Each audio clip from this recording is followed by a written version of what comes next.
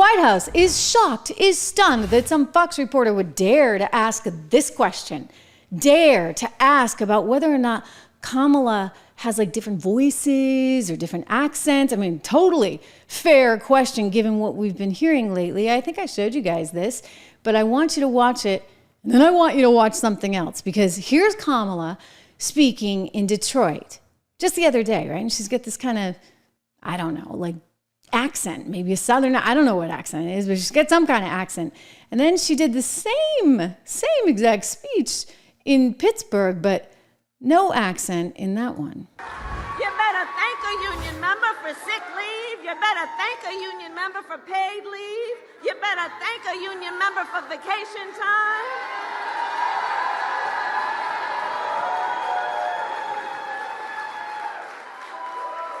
Because what we know...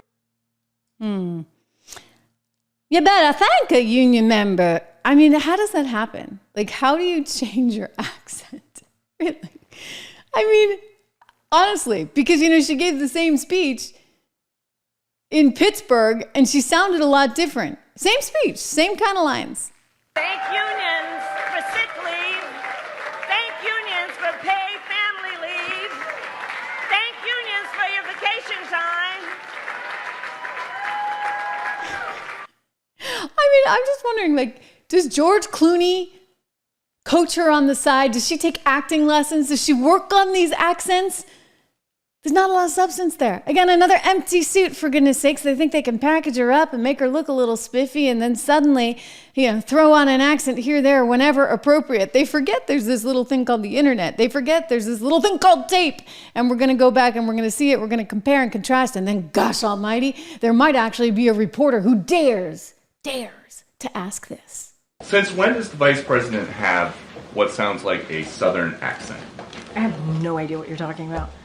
Well, I mean, this is... she was talking about unions in Detroit using one tone of voice. Is this something that same you think... line. Okay, Peter. That she used the same line in Pittsburgh, and it sounded like she at least had some kind of a Southern drawl. I mean, do you hear the question that you're... I mean, do you think Americans seriously think that this is an important question? They care... You know what they care about? They care about the economy. I'm going to tell you why it is an important question. Because people actually want authenticity. I'll give you this. Like, Trump has never, ever changed his positions. I went back. We played some of this MAGA, vintage MAGA on the channel. You can look in the channel. It's in there. We played a bunch of clips from, like, Larry King and Oprah, like, back in the 90s. He was saying the same darn stuff. The exact same stuff. So you know what? There's something to it, right? Like, he's been consistent. She's not consistent. She's anything but consistent. But KJP's like, how dare you ask this? Nobody cares about this. They do, because they actually want somebody who has substance. Imagine that. They care about lowering costs. They care about health care.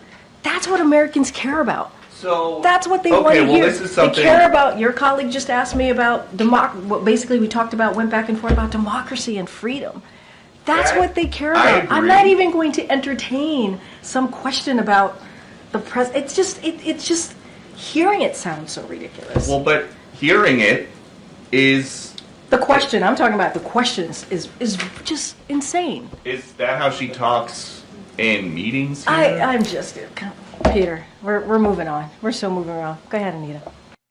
Oh, she's got no answer. But take a look at this. She flips all the time, this woman. Boston Marathon bomber. They should be able to vote. I think we should have that conversation. Abolish ICE. Yeah. Would you ban offshore drilling? Yes, and I'm in favor of banning fracking. I am prepared to pass a Green New Deal. Nice.